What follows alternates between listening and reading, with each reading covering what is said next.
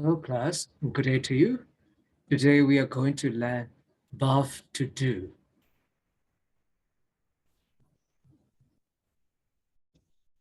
Okay, so verb to do နဲ့ပတ်သက်ပြီးတော့လေ့လာမယ်ဆိုလို့ရှိရင်ဆရာတို့သူ့ရဲ့ verb form လေးကိုအရင်လေ့လာကြရအောင် do, does, did, done, doing. Do, does, did, done, doing. ဟုတ်ပြီသူကိုဆရာတို့အငင်းပုံသဏ္ဍာန်လေးတွေလုပ်တဲ့ခါကျရင်နော် don't do, doesn't do, didn't do, haven't done, isn't doing, aren't doing, wasn't doing. ဒီလိုမျိုးအတွဲအဆက်ကလေးတွေကိုမိမိမှာပြောဆိုတတ်နေအောင်လေ့ကျင့်ထားတတ်ပါတယ်ဒီလို don't do ဆိုပြီးတော့ do ပုံစံတစ်ခုပါလာတဲ့အခါမှာစိတ်ထဲမှာရှုပ်ထွေးမသွားပါနဲ့ဆရာတို့လေ့လာနေတဲ့အပိုင်းကဟောဒီရှေ့ကကောင်မဟုတ်ပါဘူးနောက်က do လို့ခေါ်တဲ့ main verb တွေကိုလေ့လာနေတာဖြစ်ပါတယ်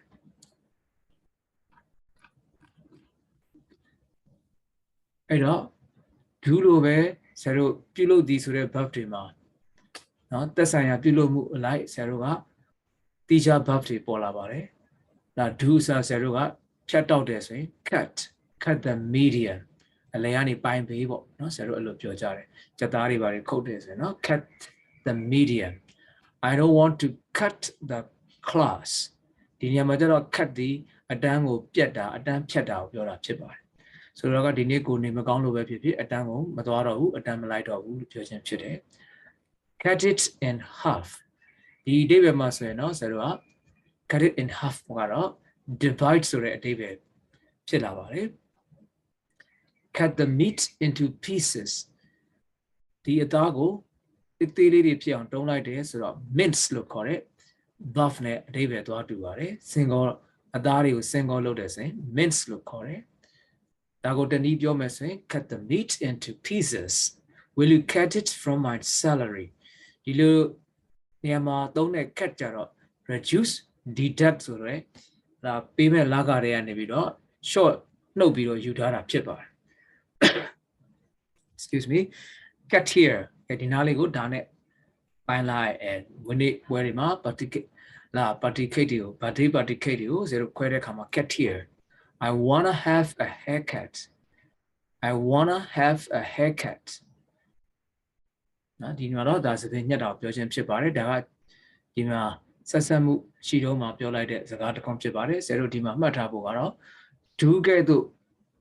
သုံးလို့ရတဲ့ action verb တွေအများကြီးရှိပါတယ်ဒါတွေကတော့ဇေရိုတော့မကုန်နိုင်ပါဘူးကြည့်မယ်ဆိုရင်နော် cut cut cut cut cut ဒီ verb တစ်လုံးနဲ့ကိုပဲအဓိပ္ပာယ်အမျိုးမျိုးနဲ့ဆရာတို့သုံးလို့ရတဲ့စာကိုတွေ့ရပါတယ်အဲ့တော့ဆရာတို့သင်တာက verb to do ကသို့တော့ verb to do နဲ့နော်ပုံစံတူတဲ့ action verb တွေအကုန်လုံးကိုလည်းဆရာတို့က do အုပ်စုမှာပဲထည့်ထားလိုက်ပါမယ်။ဘာကြောင့်လဲဆိုတော့ဟလာ do the cutting လို့ပြောမဲ့အစားဆရာတို့က cut လို့ပြောခြင်းဖြစ်ပါတယ်။ဟုတ်ပြီနောက်ထပ် verb တစ်လုံးကိုထည့်ကြည့်အောင် drink it do you want to drink coffee do you want to drink coffee in coffee တောက်ချင်လား drink drinks drunk drunk drinking drank drunk drinking အဲ့လိုဒီ verb က form ကိုလည်းဆရာတို့ရနေအောင် do does did done doing ကြက်တယ်လို့မျိုးကြက်မှတ်ထားတဲ့ပါတယ် I don't drink ဒါပေါ်မှာတော့ဆရာတို့ don't do ဆိုတော့နည်းနည်းရှုပ်ထွေးနေပြီမဲ့လို့ဒီနေရာမှာ drink ကိုထည့်လိုက်တဲ့အခါမှာဟလာရှင်းရှင်းလင်းလင်းဖြစ်သွားပြီးတော့ drink က main verb ဆိုတာကိုဆရာတို့အတွက်ချက်ချင်းသိနိုင်ပါတယ် she drinks you drank too much last night he has drunk 2 mugs or glasses of beer we are drinking red wine ဒီမှာဆိုရင်ဆရာတို့ drink ဆိုတဲ့ verb ကပုံသဏ္ဍာန်အမျိုးမျိုးကိုဆရာတို့ပြောဆိုခြင်းနဲ့နော်ကိုယ့်ရဲ့ဆန္ဒအလိုက်အကုန်လုံးပြောင်းလဲပြီးတော့သုံးစွဲထားရတာဖြစ်ပါတယ်ဒီတော့ do the drinking လို့ပြောမယ်စာ drink ဆိုတဲ့ action verb တစ်လုံးကိုဆရာတို့ထပ်ပြီးတော့လေ့လာသုံးစွဲလို့ရပါတယ်ဒီတော့ verb to do တွေကလာသက်ဆိုင်ရာအလုပ်တွေလိုက် cut တို့ drink လို့ဆိုပြီးတော့ဆရာတို့ share ထွင်ပြီးရေးသားလို့ရပါတယ်ကဲနောက်တစ်ခုဒီမှာကြည့်ရမှာက you want me to cut the median please don't do like that ဘာဖြစ်လို့ဆရာကဒီပြန်ဖြေတဲ့ဟာမှာ please don't cut like that လို့ဖြေလို့ရရတာ ਨੇ ဘာဖြစ်လို့ဒီလိုဖြေပြတာလဲဟုတ်ပြီဆိုတော့အင်္ဂလိပ်စာမှာ to avoid repetition နော်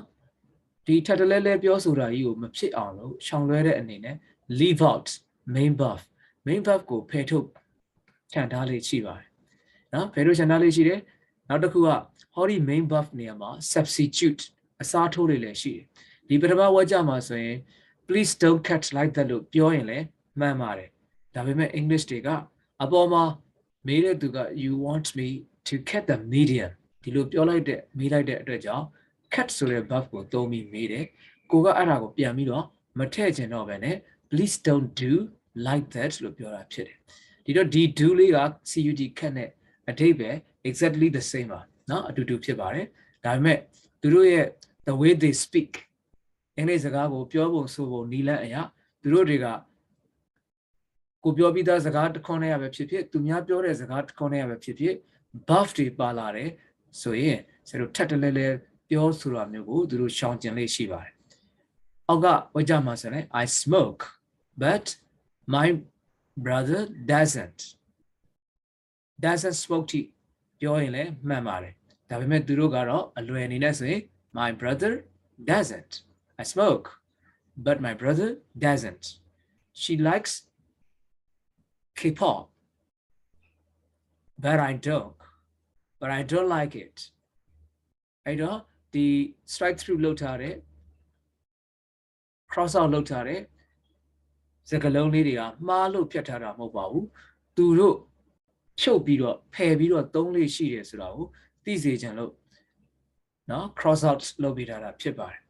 ဒီတော့အစားထိုးပြီးတော့သုံးတာလည်းရှိတယ်เนาะတည်ပြီးသားမလို့ဖယ်ထုတ်ပြီးသုံးတာလည်းရှိတယ် substitution နဲ့ leaving out ဆိုပြီးတော့သူတို့ဒီနှစ်ခုကိုဒါလုပ်လို့ရှိပါတယ်ဒါဆိုရင် but my brother doesn't ဒီနေရာမှာ doesn't က main verb မဟုတ်တော့ပါဘူးတကယ် main verb ကဒီကောင်လေးပဲဖြစ်ပါတယ်ဆိုတော့ဒီ main verb ကိုဆရာတို့ကဖြုတ်ထည့်ပြီးတော့ဖယ်ပြီးတော့သုံးလို့ရပါတယ်အဲ့တော့ဒီမှာ main verb အနေနဲ့သုံးတဲ့ခါလေးတွေထပ်ပြီးတော့ do နဲ့ပတ်သက်ပြီးကြည့်အောင် excuse me please do ဆိုတော့ကဲ please do စားမယ်ဆိုရင်လည်းစားချေရလူတယောက်ကနေတော့ချေရလူတယောက်ကိုကိုရေတောက်ပါဦးတောက်လိုက်ပါဒီလိုမျိုးဆရာတို့မြန်မာစကားမှာတော့တောက်ပါဦးတောက်ပါဒီလိုမျိုးလေးတွေထက်ကပြောပေးမယ်လို့ English တွေကတော့ပထမတစ်ချိန်do you want to have a drink please doနော် please do ဆိုတာလေးကကိုရှိရပြောပြီးသား buff ကိုရည်ညွှန်းပြီးတော့ do နဲ့သုံးတာဖြစ်ပါတယ် don't do that ရှေ့က buff ကအကူနောက်က do ကတော့ main buff ဖြစ်ပါတယ်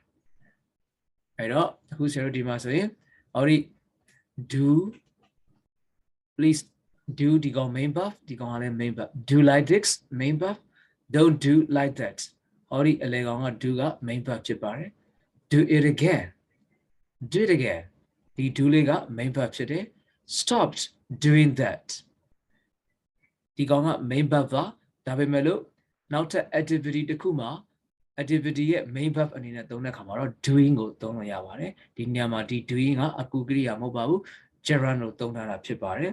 သို့တော့ဒါက main verb ကနေပြီးတော့ဖြစ်ပေါ်လာတဲ့ပုံစံလေးတစ်ခုဖြစ်တယ် stop doing that I did it verb 2ပုံစံရှိနေတဲ့ main verb do လေးဖြစ်ပါတယ် I have done it verb 3ပုံစံရှိနေတဲ့ main verb do ဖြစ်ပါတယ် I am doing it now ဒီ doing လေးကတော့ ing ပုံစံရှိနေတဲ့ main verb do လေးဖြစ်ပါတယ်ဒီတော့ဆရာတို့ကမှတ်သားစရာတစ်ခုရှိတာက do ကိုပြုလုပ်သည်လို့ဆရာတို့ generally အနေနဲ့သုံးကြပါတယ်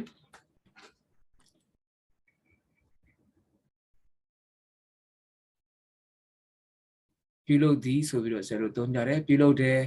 နော်တစ်ခုခုလုပ်တယ်ဆိုပြီးတော့သုံးကြတယ်နောက်တစ်ခါအစားထိုးတဲ့အခါမှာသုံးတယ်နော်ဖယ်ပြီးတော့ခြံတဲ့အခါမျိုးမှာလည်းဆရာတို့က main verb ကိုဖယ်ပစ်လိုက်တဲ့အခါမျိုးမှာလည်းဆရာတို့အနေနဲ့လာသူ့ရဲ့ do ရဲ့အကူကရိယာပုံစံလေးနဲ့ခြံပြီးတော့လည်းသုံးလို့ရတယ်နောက်ဆုံးတစ်ခုအမှတ်ထားဖို့ကဆရာတို့က do the cutting လို့ပြောမဲ့အစား cud cut ဆိုတဲ့ another action verb ပေါ့နော်သက်ဆိုင်ရာ action verb တွေကိုသုံးပါတယ်အဲ့တော့ပြုဖြစ်ရှိဆိုပြီးတော့ဆရာတို့ကရိယာ၃မျိုးရှိတဲ့အချိန်မှာဒီပြုဆိုတဲ့အထဲမှာဟလာသဘောတရားထဲမှာ cut နော် cut အစားရှိတယ် drink eat အကုန်လုံးသော verb တွေအကုန်လုံးဟာ do အုပ်စုမှာပါပါတယ်သို့တော်ဆရာတို့ကနော်သက်ဆိုင်ရာနေရာအလိုက်တိတိကျကျပြောချင်တဲ့အခါမျိုးမှာ do ဆိုတာကိုမသုံးတော့ဘဲနဲ့သူတို့ရဲ့လာ cat ဆိုရင်လည်း cat eat ဆိုလည်း eat ဆိုတဲ့လာပြုလုပ်သည်နော်စားခြင်းကိုပြုလုပ်သည်ဆိုရင်စားသည်ဆိုတဲ့ဟာမျိုးကိုပဲဆရာတို့သုံးဆွဲလေးရှိပါတယ်အဲ့တော့ဒါကဆရာသိအောင်တမင်ရှင်းပြခြင်းဖြစ်ပါတယ်အားလုံးနားလည်ပြီးသားပါဒါဆိုရင်ဒီ do ကိုဒါ basics အနေနဲ့ပထမဆုံးသိရမယ့်အခြေခံအနေနဲ့နော်သိသွားပြီဖြစ်ပါတယ်အဲ့တော့ဆရာခုသင်လိုက်တဲ့ be တွေရော do တွေရော have တွေရောက main verb ပုံစံတွေအနေနဲ့သင်ပေးလိုက်တာဖြစ်ပါတယ်သူတို့ကိုဆရာတို့ကအကူကရိယာပုံစံအနေနဲ့ဘယ်လိုသုံးလဲဆိုတာကိုနောက် lesson တွေမှာဆရာသေချာရှင်းပြပေးပါမယ်နော်အကူအဖြစ်ပေါ့နော်ဘယ်လိုသုံးသလဲဆိုတာတွေကိုဆရာတို့သိတဲ့နော် session လေးတစ်ခုမှာဆရာသေချာ recap လုပ်ပေးပါမယ်ကျေးဇူးတင်ပါတယ်